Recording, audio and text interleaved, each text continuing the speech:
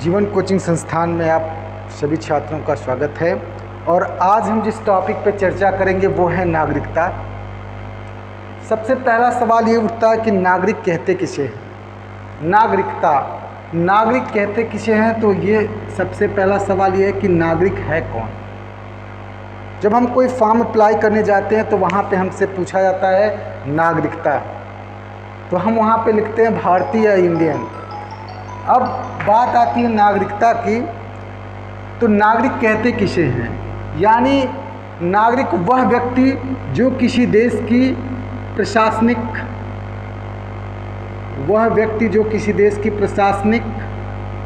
राजनीतिक सामाजिक और आर्थिक प्रक्रियाओं में भाग ले वह उस देश का नागरिक कहलाता है।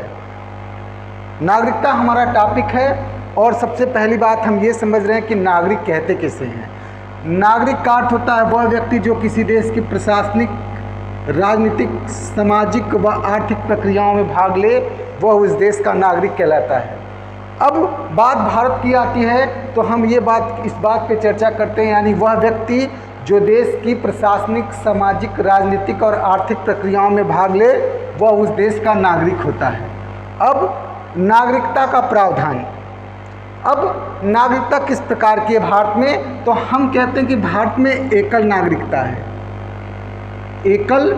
नागरिकता है, या यूं कहा जाए कैसी नागरिकता है, तो कहेंगे हम इकहरी नागरिकता है। संविधान सभा में जब नागरिकता संबंधित प्रावधानों पर चर्चा हो रही थी तब संविधान सभा के लोगों ने कहा नहीं, नागरिकता एक ही होनी चाहिए, वो होनी चाहिए भारत की नागरिकता। ऐसा इसलिए कहा गया क्योंकि दोहरी नागरिकता दोहरे राष्ट्रवाद को जन्म देती है। इसको मानते हुए भारतीय संविधान में एकल नागरिकता का प्रावधान किया गया। अब एकल नागरिकता का प्रावधान किया गया, हमने दो चीज़ों पर चर्चा की है। सबसे पहली चर्चा की है नागरिक किसे कहते हैं। नागरिक उसे कहते हैं जो देश की प्रशासनिक, सामाजिक, राजनीतिक और आर्थिक प्रक्रियाओं में भाग लेता हो, वह उस देश का नागरिक कहलाता है। फिर भारत की नागरिकता कैसी है, तो आप कहेंगे कि भारत की नागरिकता इकहरी या एकल नागरिकता है। ऐसा क्यों? ऐसा इसलिए क्योंकि दोहरी नागरिकता दोहरे राष्ट्रवाद को जन्म देती है। अब कुछ पॉइंट्स हैं जिसे हम आगे लेके चलेंगे, तो पॉइंट्स क्या क्या हैं उसे आप नोट कर लीजिए। एग्ज़ाम पॉइंट ऑफ व्यू से बार बार ये परीक्षा में पूछा जाता है। सबसे पहली बात जो पूछी जा रही है इस समय वो ये पूछा जाता है कि नागरिकता भारतीय संविधान के किस भाग में है, तो आपका उत्तर होगा नागरिकता भारतीय संविधान के भाग 2 में है। प्रश्न पूछा गया था, अभी हाल ही में पूछा गया था, नागरिकता भारतीय संविधान के किस भाग में है, तो आप कहेंगे नागरिकता भारतीय संविधान के भाग 2 में है। तो फिर पूछा गया अगला प्रश्न जो पूछा जाता है वो यह पूछा जाता है कि जो नागरिकता है वो किस अनुच्छेद में, तो आप कहेंगे नागरिकता अनुच्छेद 5 से लेकर अनुच्छेद 11 के मध्य है। 5 से लेकर 11 के मध्य है। दो चीज़ें हमने आपको बताई। सबसे पहली बात बताई कि नागरिकता किस भाग में है, तो भारतीय संविधान के भाग 2 में नागरिकता का प्रावधान किया गया है और भाग 2 अनुच्छेद 5 से लेकर 11 तक नागरिकता का विश्लेषण किया गया है। और नागरिकता जो संबंधित जो प्रावधान है, बार बार प्रश्न पूछा जाता है नागरिकता संबंधित प्रावधान किस देश से लिया गया है, तो नागरिकता संबंधित जो प्रावधान है वो ब्रिटेन से लिया गया है।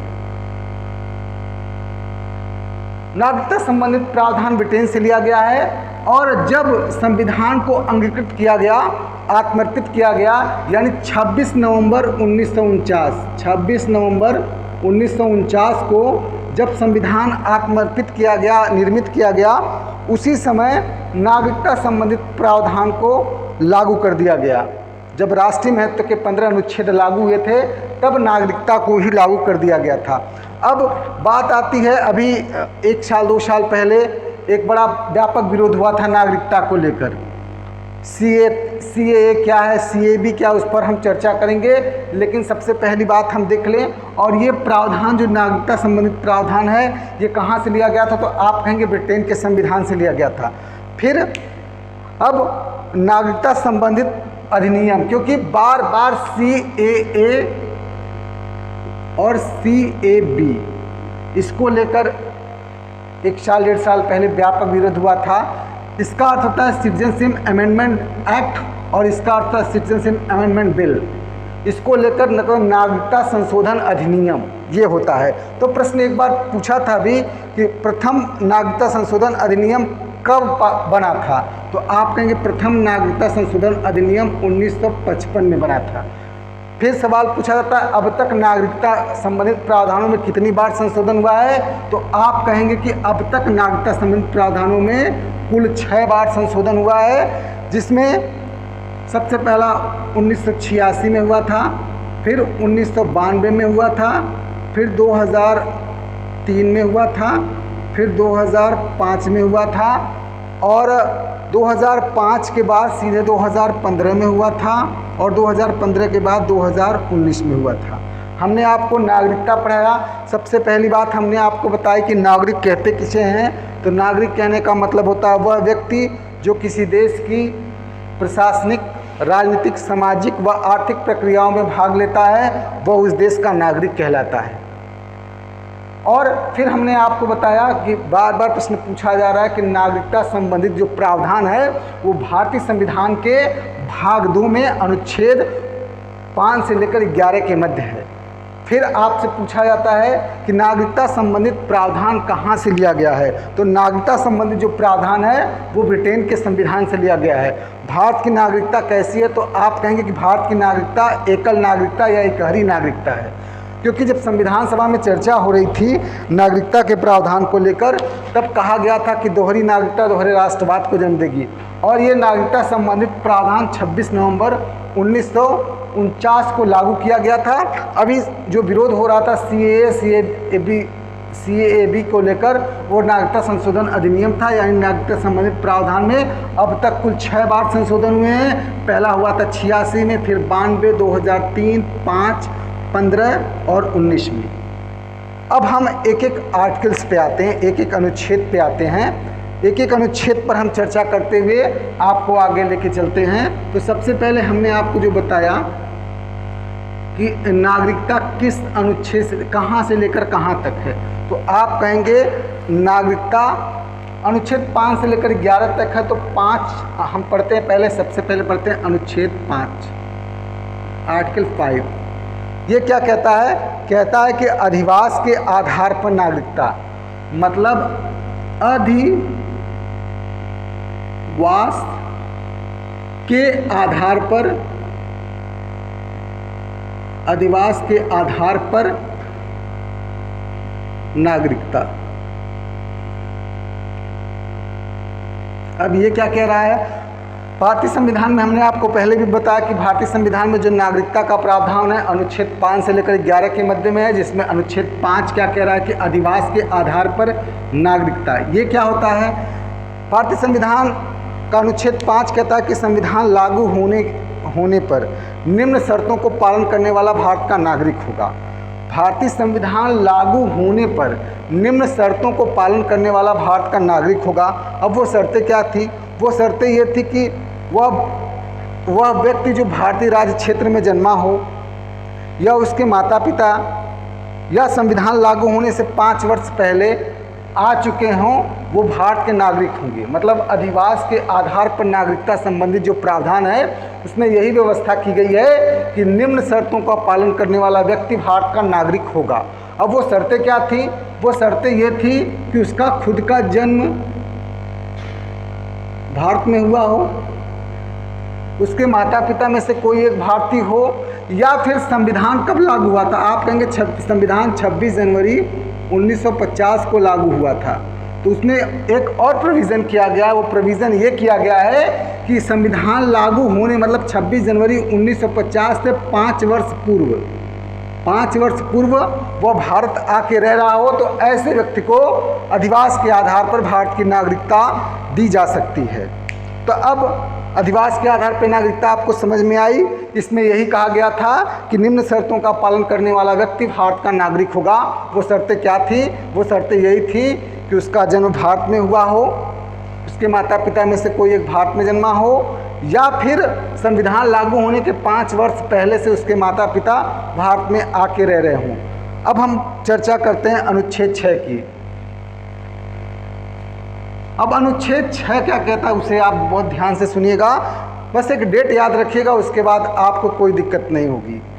अनुच्छेद 6 क्या कहता है उसे आप सुनिए। अनुच्छेद 6 कहता है, आर्टिकल 6 आपका कहता है भारतीय संविधान का कि पाकिस्तान से भारत आने वालों को नागरिकता, क्या कह रहा है, कह रहा है पाकिस्तान से भारत आने वाले को नागरिकता,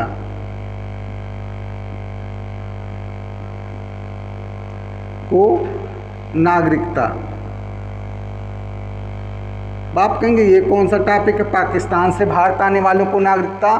तो आपको मैं थोड़ी सी बात याद दिला दूं, 1947 में देश आज़ाद हुआ, बंटवारा हुआ देश का, भारत का, अखंड भारत का विभाजन हुआ, एक नए राष्ट्र पाकिस्तान की उत्पत्ति हुई।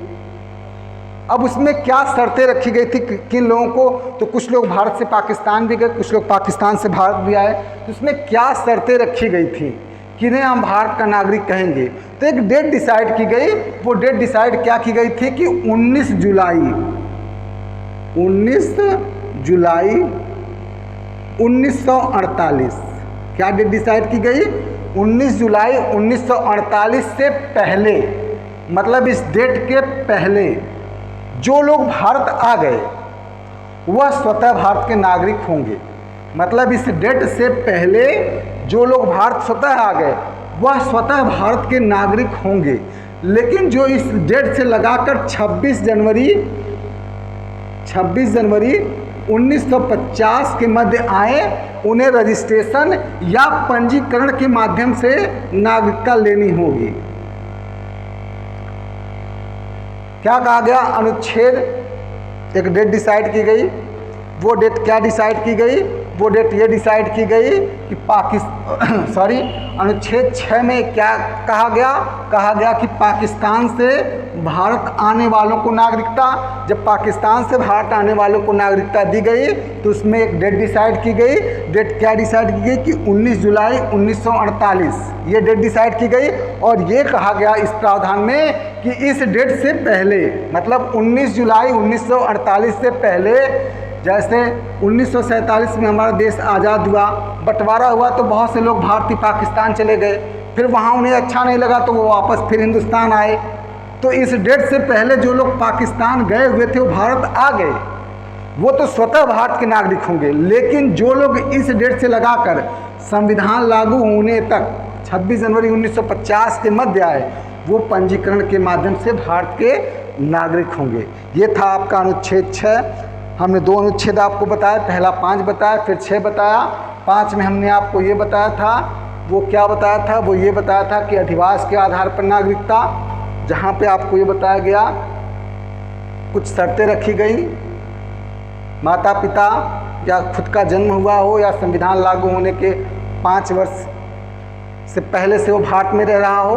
अब हम चर्चा कर लेते हैं, अनुच्छेद 5 हो गया, 6 हो गया, अब हम बात करते हैं अनुच्छेद 7 की। अनुच्छेद 7 देखिए, हमने 6 में पढ़ा कि पाकिस्तान से भारत जाने वालों को नागरिकता। अब अनुच्छेद 7 कहता है क्या, भारत से पाक जाने वालों को नागरिकता, मतलब भारत से पाकिस्तान जाने वालों को नागरिकता, भारत से पाकिस्तान जाने वालों को नागरिकता।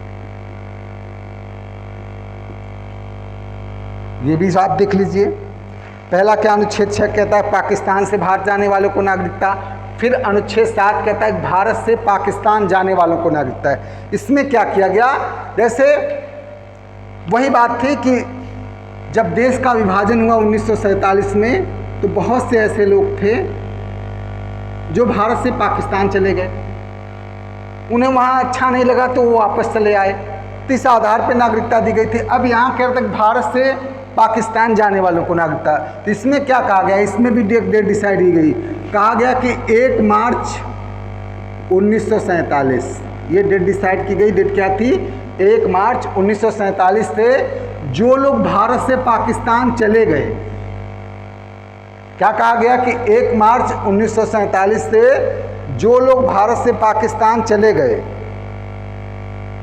वो भारत के नागरिक नहीं होंगे। क्या कहा गया कि जो लोग 1 मार्च 1947 से भारत से पाकिस्तान चले गए, ये आपका पाकिस्तान है, चले गए, वो भारत के नागरिक नहीं होंगे।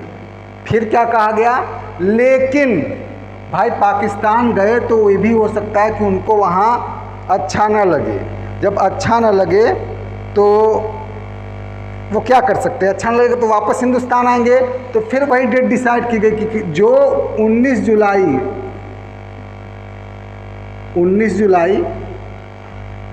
1948 से पहले, मतलब 1 मार्च के बाद जो वो लोग हिंदुस्तान से पाकिस्तान गए हैं उनको नागरिकता नहीं दी जाएगी, उनकी नागरिकता समाप्त हो गई है।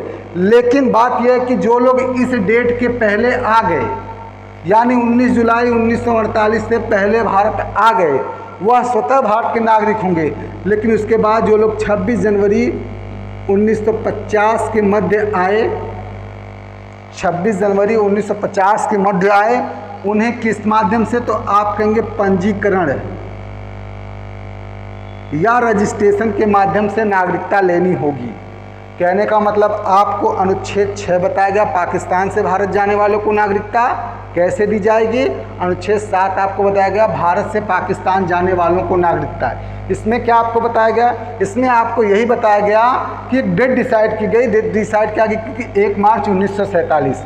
इसमें क्या कहा गया कि इससे पहले जो लोग भारत से पाकिस्तान चले गए वो भारत के नागरिक नहीं होंगे। लेकिन ऐसा भी हो सकता है कि बहुत सारे लोग गए होंगे, वो वापस भी आए होंगे क्योंकि वहाँ उन्हें अच्छा नहीं लगा होगा। लेकिन जो लोग इस डेट से पहले आ गए, 19 जुलाई 1948 से पहले आ गए भारत, वह स्वतः भारत के नागरिक होंगे। लेकिन जो लोग इस डेट के बीच में आए वो किस माध्यम से, तो आप कहेंगे पंजीकरण या रजिस्ट्रेशन के माध्यम से भारत की नागरिकता प्राप्त कर सकते हैं। अब अनुच्छेद 5 आपको दिया गया, अनुच्छेद 6 आपको बता दिया गया, अनुच्छेद 7 आपको बता दिया गया। अब चर्चा हम करते हैं अनुच्छेद 8 की। अब अनुच्छेद 8 क्या कहता है उसे भी आप देख लीजिए। अनुच्छेद 8 कहता है कि भारतीय मूल के विदेशियों को नागरिकता, ये भी एक समस्या है, भारतीय मूल के विदेशियों को नागरिकता, जिसे हम NRI कहते हैं, भारतीय मूल के विदेशियों को नागरिकता। अनुच्छेद 8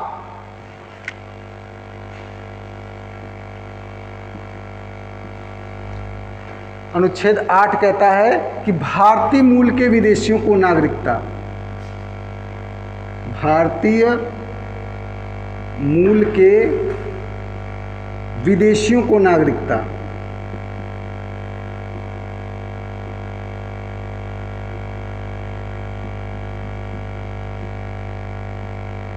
अब ये क्या, इसे आप देख लीजिए। कह रहा कि भारतीय मूल के विदेशियों को नागरिकता। बहुत से भारतीय हैं, भारतीय मूल के लोग हम लोग सुनते हैं, प्रवासी दिवस मनाया जाता है इसीलिए कि हम भारतीयों के बारे में जाने के किस देश में हमारे देश के लोग रहते हैं। तो भारतीय मूल का विदेशी मतलब वह व्यक्ति जिसका जन्म भारत में हुआ हो, वह व्यक्ति जिसका जन्म भारत में हुआ हो या उसके माता पिता दादा दादा नानी नानी कोई एक अखंड भारत में जन्मा हो। कह रहा है कि भारतीय मूल के विदेशी को नागरिकता, विदेशियों को नागरिकता। तो इसमें क्या कहा गया है, व्यक्ति स्वयं, व्यक्ति खुद भारत में जन्मा हो, उसके माता पिता दादा दादी नाना नानी में से कोई एक अखंड भारत में जन्मा हो और वह कहाँ रह रहा हो, वो विदेश में रह रहा हो। तो उस विदेश में भारतीय दूतावास जो होता है वहाँ पर वह रजिस्ट्रेशन या पंजीकरण के माध्यम से भारत की नागरिकता ले सकता है। अब क्या कह रहा है अनुच्छेद 8, उसे आप सुनिए। कह रहा है कि भारतीय मूल के विदेशियों को नागरिकता। अब ये क्या है, बहुत से ऐसे लोग हैं जो काम करने के लिए विदेशों में जाते हैं, फिर वहाँ पे बस जाते हैं। ऐसे लोगों को कभी अपने मन में आया कि हम भारत के नागरिक बने, तो क्या कर सकते हैं। उनके लिए शर्त ये है कि वह खुद स्वयं उनके माता पिता, दादा दादी, नाना नानी में से कोई एक अखंड भारत में क्या हो, जन्मा हो, और उस आधार पे वो जो भारत में उस देश, जिस देश में रह रहे हों, उस देश में उपस्थित भारतीय दूतावास जो होता है वहाँ वो पंजीकरण के माध्यम से अपनी नागरिकता ले सकते हैं। अब ये यहाँ तक आपको समझ में आया। हमने आपको अनुच्छेद, सबसे पहले हमने आपको बताया नागरिक किसे कहते हैं, फिर हमने आपको बताया कि नागरिकता ली कहाँ से गई है, किस संविधान के किस भाग में है, और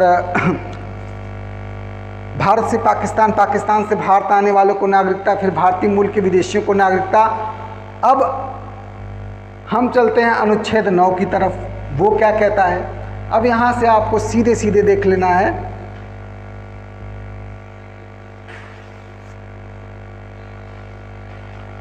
अनुच्छेद 9, अनुच्छेद 9 क्या कहता है उसे आप देख लीजिए। अनुच्छेद 9 कहता है यदि किसी भारतीय नागरिक ने, अनुच्छेद 9 कहता है यदि किसी भारतीय नागरिक ने स्वेच्छा से, क्या कह रहा है कि किसी भारतीय नागरिक ने स्वेच्छा से किसी अन्य देश की नागरिकता ग्रहण कर ली तो भारत की नागरिकता स्वतः समाप्त हो जाएगी। क्या कह रहा है? कह रहा है कि यदि किसी भारतीय ने स्वेच्छा से किसी अन्य देश की नागरिकता ग्रहण कर ली तो उसकी नागरिकता क्या होगी? स्वतः समाप्त हो जाएगी। भारतीय नागरिक है कोई, किसी अन्य देश की नागरिकता उसने ग्रहण कर ली तो क्या होगा? उसकी नागरिकता स्वतः समाप्त हो जाएगी। ये था आपका अनुच्छेद 9। अब हम बात करते हैं अनुच्छेद 10 की। अनुच्छेद 10 कहता है कि संविधान के अनुसार नागरिकता बनी रहेगी। अब संविधान के अनुसार नागरिकता बनी रहेगी, इसका क्या मतलब होता है? जैसे संविधान ने जिन प्रावधानों के तहत आपको नागरिकता दी है, ये कहता है संविधान के अनुसार नागरिकता बनी रहेगी। के अनुसार नागरिकता बनी रहेगी, मतलब संविधान ने आपको जिन जिन आधारों पर नागरिकता दी है, उन आधारों पर नागरिकता आपकी बनी रहेगी। फिर बात आती है अनुच्छेद 11 की। अनुच्छेद 11 बार बार पूछा जा रहा है क्योंकि इसी में संशोधन किया गया था। अनुच्छेद 11 क्या कहता है कि संसद को नागरिकता संबंधित कानून बनाने का अधिकार है। जैसे अनुच्छेद आर्टिकल 11 ये क्या कहता है? ये कहता है संसद को, भारतीय संसद को नागरिकता संबंधित कानून बनाने का अधिकार है। नागरिकता संबंधित कानून बनाने का अधिकार है।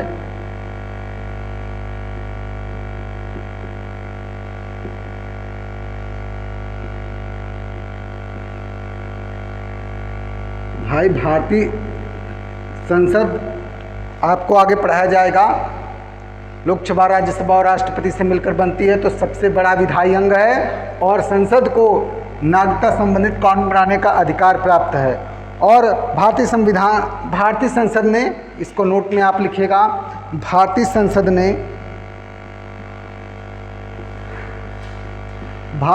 ने इस अनुच्छेद का प्रयोग करते हुए, भारतीय संसद ने अनुच्छेद 11 का प्रयोग करते हुए जो नागरिकता में पहला संशोधन कानून अधिनियम पारित किया था वो था 1955। और जो आपका CAB जो संशोधन किया जा रहा है वो इसी 1955 के अधिनियम में ही संशोधन किया जा रहा है। इस चीज़ को आप ध्यान रखिएगा। नागरिकता संबंधित प्रावधान से संबंधित कानून बनाने का अधिकार जो है भारतीय संसद को प्राप्त है और भारतीय संसद ने इसका पहली बार प्रयोग जो किया था वो 1955 में किया था। और इसी के आधार पर अब हम बात कर लेते हैं कि नागरिकता दी कैसे जाती है। नागरिकता दी कैसे जाती है? तो नागरिकता दिए जाने के 5 आधार होते हैं। पहला है जन्म के आधार पर।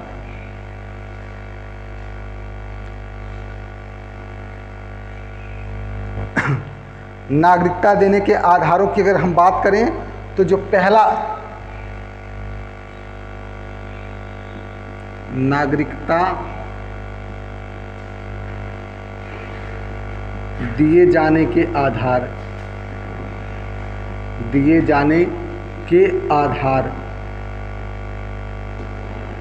तो आप कहेंगे इसके 5 आधार होते हैं। पहला है जन्म के आधार पर।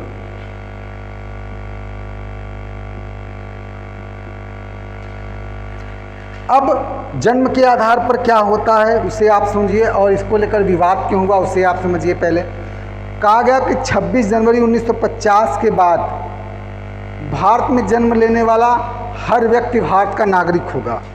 सुनिए ध्यान से, क्या कहा गया कि 26 जनवरी 1950 के बाद भारत में जन्म लेने वाला हर व्यक्ति भारत का नागरिक होगा। हर व्यक्ति भारत का नागरिक होगा। अब इसमें एक समस्या खड़ी हो गई। वो समस्या क्या खड़ी हो गई? वो समस्या ये खड़ी हो गई कि क्या भारत में नई दिल्ली में विदेशी दूतावास हैं, तो क्या उन दूतावासों में जिन बच्चों का जन्म होता है क्या वो भारत के नागरिक होंगे? फिर जो दूसरी समस्या खड़ी हुई वो ये हुई, आतंकी संगठन उनको गिरफ्तार करके महिला और पुरुष दोनों को लाया गया भारत में। यदि वो महिला भारत में जन्म देती है बच्चों को तो क्या वो भारत का नागरिक होगा? तो इन समस्याओं के निराकरण करने के लिए 1986 में एक संशोधन किया गया। उसमें ये कहा गया कि वही व्यक्ति भारत का नागरिक होगा जिसके माता पिता, दादा दादी, नाना नानी में से कोई एक भारत का नागरिक हो। अब पहला है जन्म के आधार पर नागरिकता, इसे हमने समझ लिया। फिर दूसरा पंजीकरण या रजिस्ट्रेशन के माध्यम से नागरिकता। जन्म के आधार पर नागरिकता हो गई आपकी। फिर अगला जो टॉपिक है वो पंजीकरण।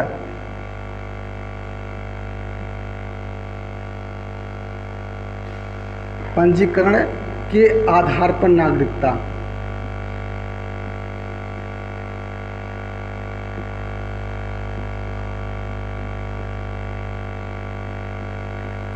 अब ये क्या होता है? ये मूल रूप से भारतीय मूल के विदेशियों को दी जाती है। जैसे राजीव गांधी का विवाह किससे हुआ था? सोनिया गांधी से। तो सोनिया गांधी थी कहाँ की? इटली की। तो पंजीकरण के माध्यम से नागरिकता इस आधार पर दी जाती है कि भारतीय मूल के विदेशी या भारतीय की विदेशी मूल की पत्नियां, उन्हें पंजीकरण के माध्यम से ये नागरिकता दी जाती है। और ये इस नागरिकता के लिए प्रावधान है कि वह भारत में लगातार 5 वर्षों तक रहे। हालांकि अब इसे संशोधन करके 1 वर्ष किया गया है। पहले ये 10 हुआ करता था, फिर 5 किया गया, अब 1 किया गया। कह रहा है कि पंजीकरण के माध्यम से आपको नागरिकता कब दी जाएगी? जब आप 5 वर्ष तक लगातार भारत में रह रहे हों। तो सवाल ये उठता है क्या वो बीच में भारत छोड़ के कहीं नहीं जा सकते? तो आप कहेंगे जा सकते हैं, लेकिन भारत सरकार के से बिना सहमति के आप नहीं जा सकते हैं। फिर देशीकरण के आधार पर नागरिकता। अब ये क्या होता है? तीसरा आधार जो होता है,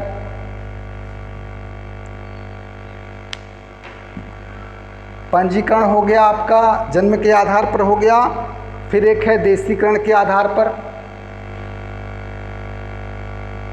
देशीकरण के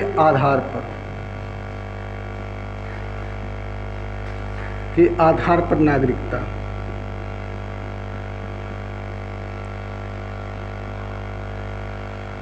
अगर देशीकरण के आधार पर नागरिकता की बात की जाए तो ये भी एक वैधानिक प्रक्रिया है। वैधानिक प्रक्रिया कहने का मतलब ये है कि भारतीय मूल के विदेशियों को, भारतीय मूल का जो विदेशी हो उसे भी इस देशीकरण के आधार पर भारत का नागरिक बनाया जा सकता है। बशर्ते क्या क्या शर्तें हो, 2-4 शर्तें उनके लिए रखी गई थी। कि शर्त यह थी कि वो भारत की सेवा में तत्पर हो, अच्छे चरित्र का हो, संविधान के प्रति अपनी आस्था रखता हो, और 8वीं अनुसूची में जो 22 भाषाओं का उल्लेख किया गया है उसमें से किसी एक भाषा का वो जानकार हो। क्या कहा गया? देशीकरण के आधार पर नागरिकता। तो कहा गया देशीकरण भी एक नागरिकता का आधार है। वो आधार क्या है? कुछ शर्तें रखी गई थी। पहली शर्त क्या थी? अच्छे चरित्र का हो, भारत की सेवा में हो, संविधान में आस्था रखता हो, और सबसे मोस्ट इम्पॉर्टेंट पॉइंट यही है कि 8वीं अनुसूची में जो भाषा है, उस भाषा 22 भाषाओं का उल्लेख हो, उसमें से किसी एक भाषा का वो जानकार हो। और जो 2 अन्य आधार हैं, एक है कि 5 आधार बताए गए आपको। एक है वंश परंपरा, चौथा है वंश परंपरा।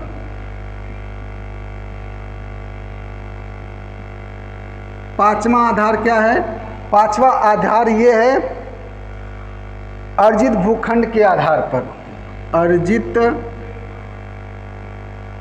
भूखंड। अब इन दोनों को समझ लीजिए।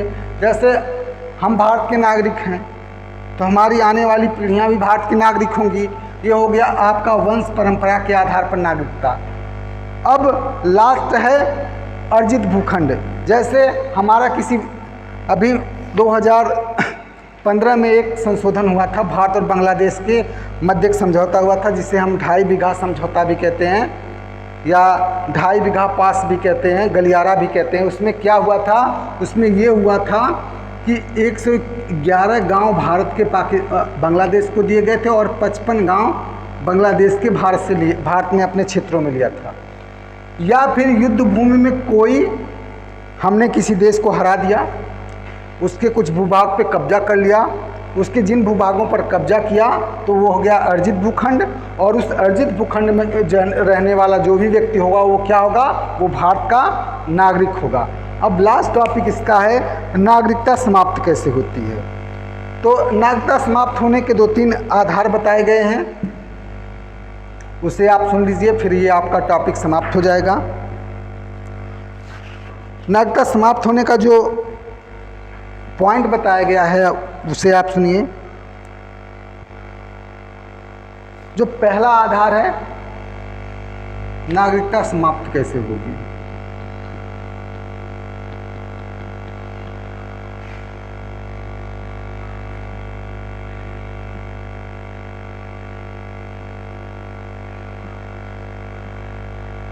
पहला आधार है आपने खुद भारत की नागरिकता छोड़ दी हो। पहला आधार क्या है?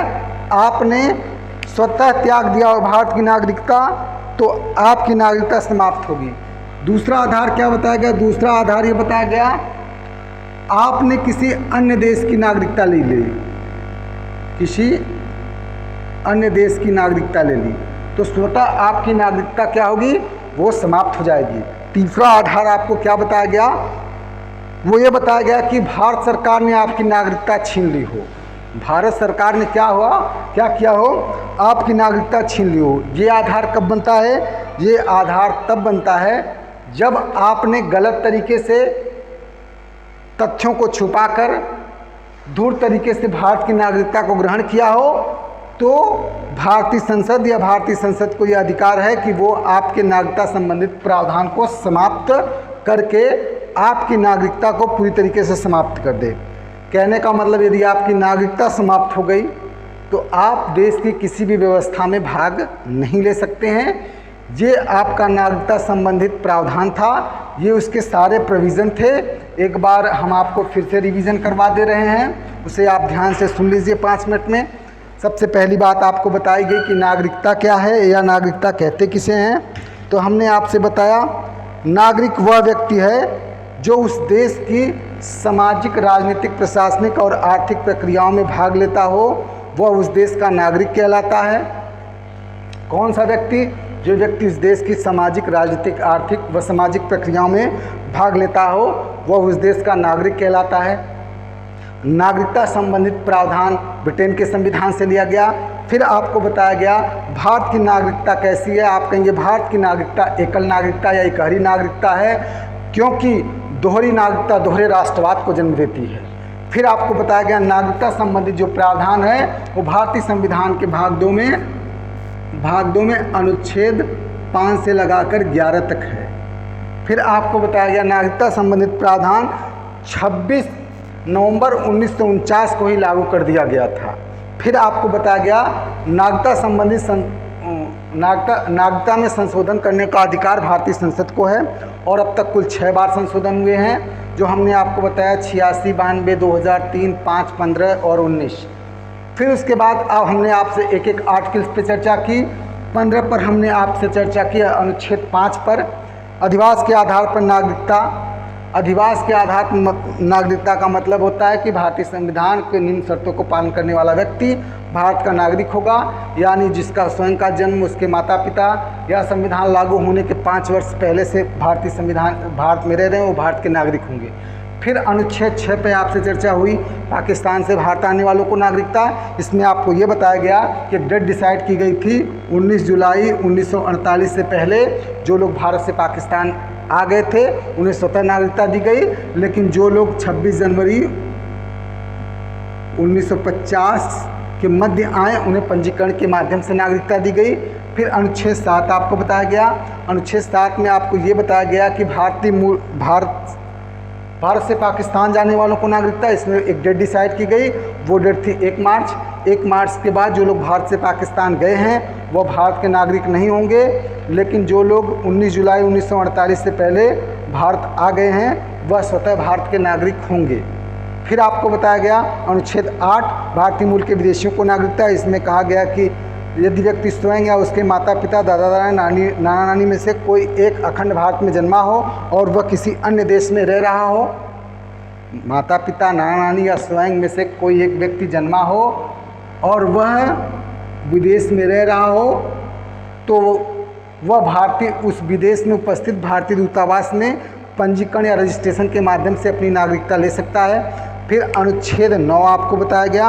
अनुच्छेद 9 में आपको ये बताया गया यदि आप स्वेच्छा से किसी अन्य देश की नागरिकता को लेते हैं तो आपकी नागरिकता स्वतः समाप्त हो जाएगी।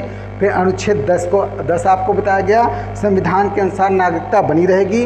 अनुच्छेद 11 आपको बताया गया, वो ये बताया गया आपको कि भारतीय संसद को नागरिकता संबंधित प्रावधानों में संशोधन करने का अधिकार है और इस अधिकार का प्रयोग भारतीय संसद में सबसे पहली बार 1955 में किया था।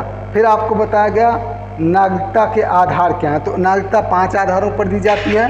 पहला आधार जो है वो जन्म के आधार पर, यानी 26 जनवरी 1950 के बाद अखंड भारत में जन्मा व्यक्ति भारत का नागरिक होगा। यहाँ पे समस्या इस बात की आ गई, वो समस्या ये आ गई कि क्या भारतीय दूतावासों में उपस्थित बच्चे भारत के नागरिक होंगे कि नहीं होंगे। कोई महिला यहाँ से विदेश से यहाँ इलाज के लिए आती है, वो उसका बच्चा कहाँ का नागरिक होगा। तो इसमें एक संशोधन किया गया कब, 1986 में, जिसमें ये कहा गया कि वही व्यक्ति भारत का नागरिक होगा जिसके माता पिता, दादा दादा, नानी नानी में से कोई एक अखंड भारत में जन्मा हो। फिर कहा गया पंजीकरण के माध्यम से नागरिकता। तो ये भारतीय मूल के विदेशी जो पत्नियाँ हैं या फिर जो विदेशी हैं उन्हें नागरिकता दी जाती है। इसमें पंजीकरण के माध्यम से लगातार 5 वर्षों पर भारत में रहने पर नागरिकता दी जाती है। फिर एक है देशीकरण के माध्यम से, तो ये एक वैधानिक प्रक्रिया है, मतलब निम्न शर्तों का पालन करने वाला व्यक्ति भारत का नागरिक बन सकता है। वो शर्तें क्या है, संविधान में आस्था रखता हो, अच्छे आचरण का हो, 8वीं अनुसूची में वर्णित किसी एक भाषा का ज्ञान हो उसे। फिर वंश परंपरा और अर्जित भूखंड के आधार पर नागरिकता, इन दोनों को हमने बताया। फिर नागरिकता आपकी समाप्त कैसे होगी वो भी हमने आपको बताया कि आपने किसी अन्य देश की नागरिकता ग्रहण कर ली हो या फिर आपने नागरिकता को त्याग दिया हो या फिर आपने छल पूर्वक नागरिकता को ग्रहण किया हो, तो भारत सरकार आपकी नागरिकता स्वतः समाप्त कर सकती है। धन्यवाद। आज का नागरिकता का टॉपिक आपका समाप्त हुआ। नेक्स्ट वीडियो में आपसे फिर मिलते हैं। Thank you.